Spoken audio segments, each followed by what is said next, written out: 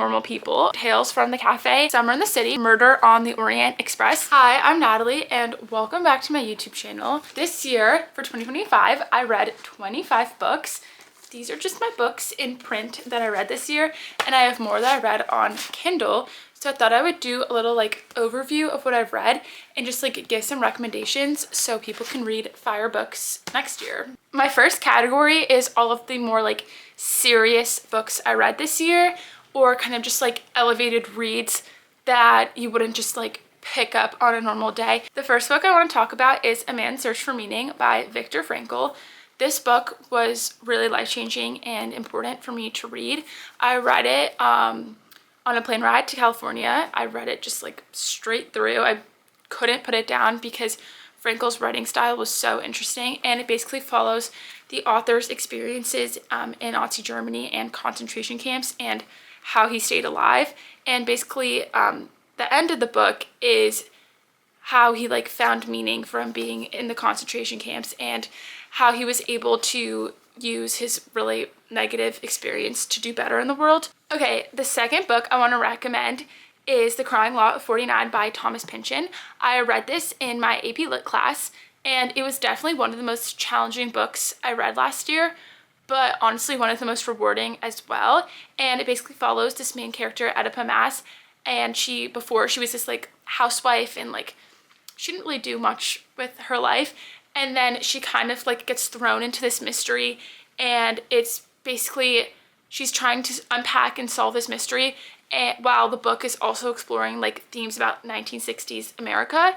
So if you want a more serious read, but also you're just on your edge of your seat wondering where each clue leads, I really recommend this book. Okay, the next serious book I read was The Handmaid's Tale, and this is definitely a very common book and everyone loves it. But if you need a little refresher, you haven't heard of it, it's basically a dystopian novel. And in this world, women are forced to have children and are forced to be fertile. And it basically explores themes of female subjugation, religion, loss of identity.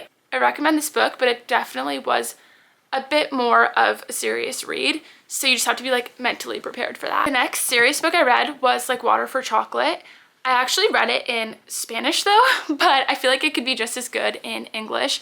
And it basically follows this family during the Mexican Revolution in early 1900s. I don't want to give away too much because this book is such a gift, but something that does happen is Tita, the main character, when she cooks for her family, her emotions get put into the food. So whenever someone eats the food, they feel the same emotion. And you can just imagine how that's gonna add so much to the plot and really drive the book forward. So if that sounds interesting, I really recommend this book. I couldn't put it down even though I can barely read Spanish. I was I need to know what happens next. The last serious book / play that I read was Hamlet by Shakespeare. I don't really feel I need to explain the story, but I did really enjoy it for a Shakespeare play. It's definitely up there as one of my favorites. I think what did make it more enjoyable though was after we read the scenes in my AP Lit class, my teacher would play Andrew Scott's acting interpretation. It's supposed to be a play, so I was able to see what was actually happening on stage.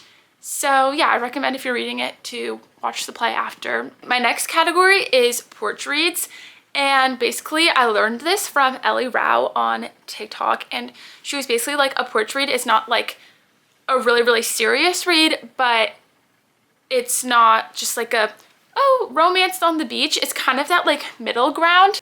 The first one was Normal People. I've actually read this before. I read it in 10th grade, but I came back to it this year. And sometimes just coming back to a book when you're a little bit older and can understand what's going on better is such a beautiful feeling.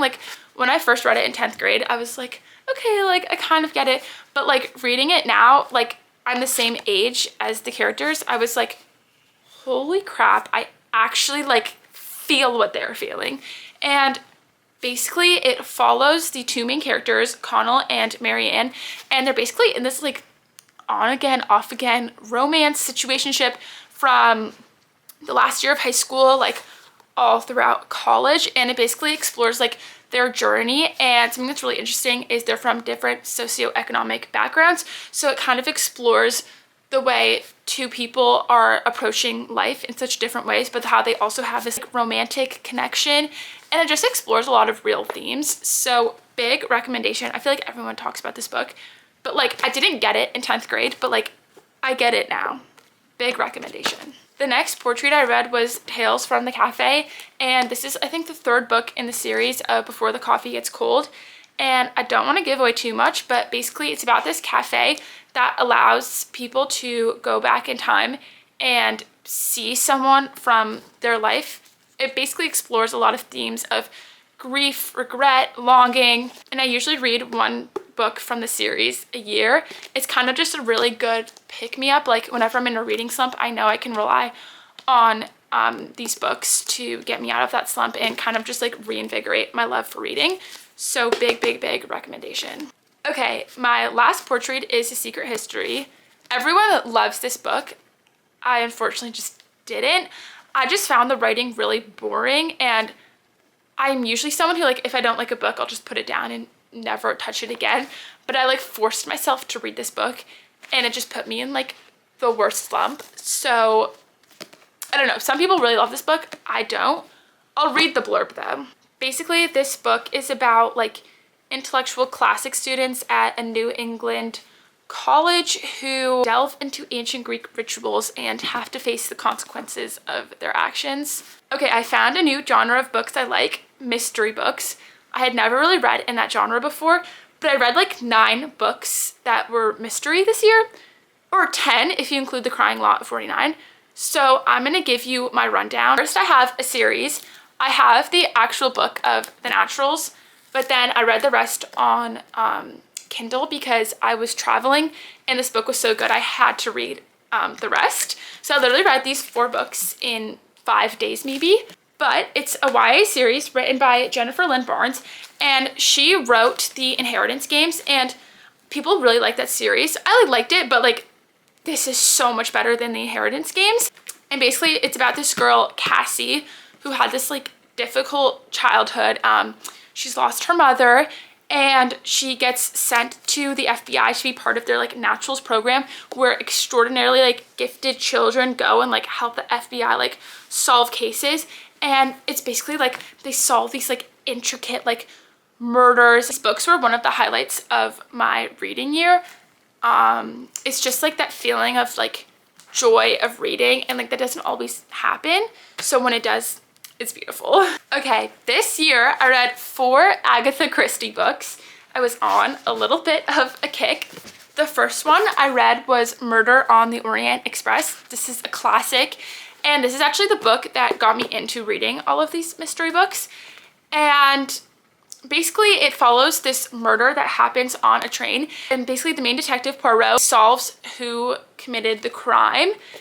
And the ending is really shocking, and it just kind of like leaves you with like a wow.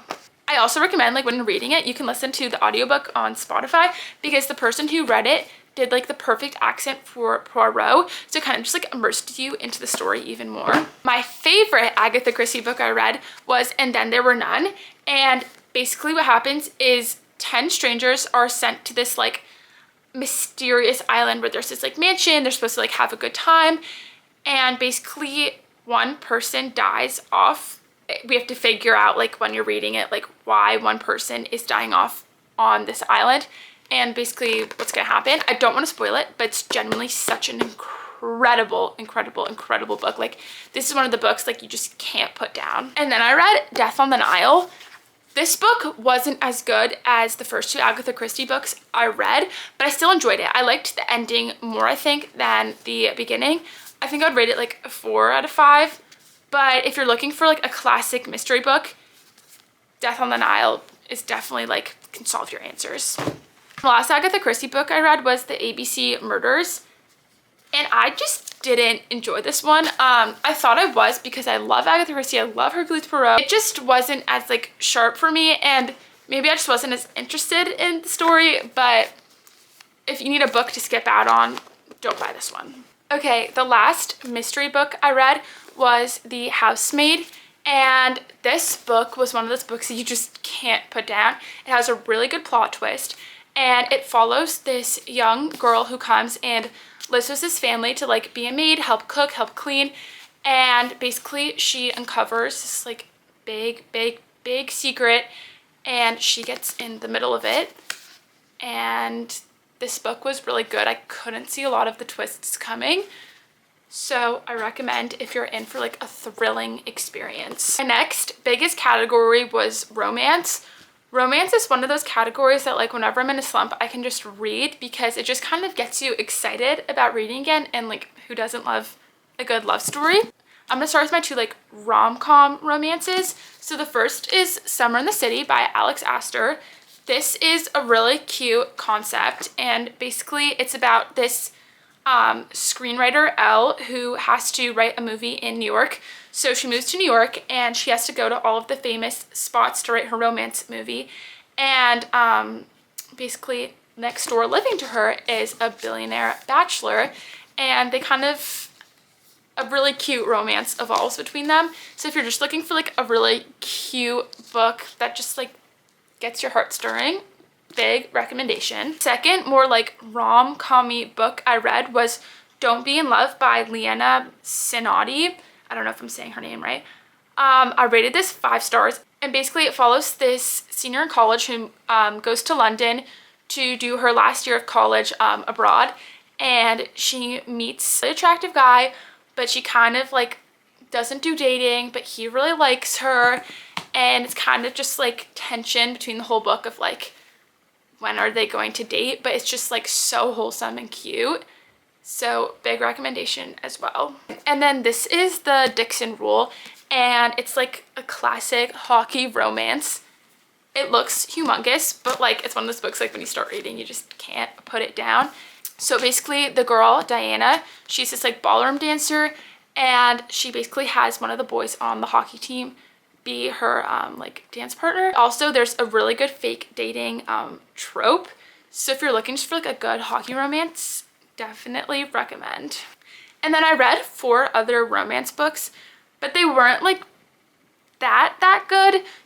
So I feel like I don't need to recommend them. And then the last book I read this year, which is in the YA category, is The Outsiders. And this was a reread, but I got tickets to the musical, so I decided to read the book before I went, and it was such a good choice. This book is just one of them that you come back to and you just can't put it down because the writing is so electric and it just like reminds you of like middle school. So yeah, these are all the books I read in 2025. Thank you so much for watching, and I hope you got some good recommendations. I'm hopeful that this year I can read 26 books in 2026.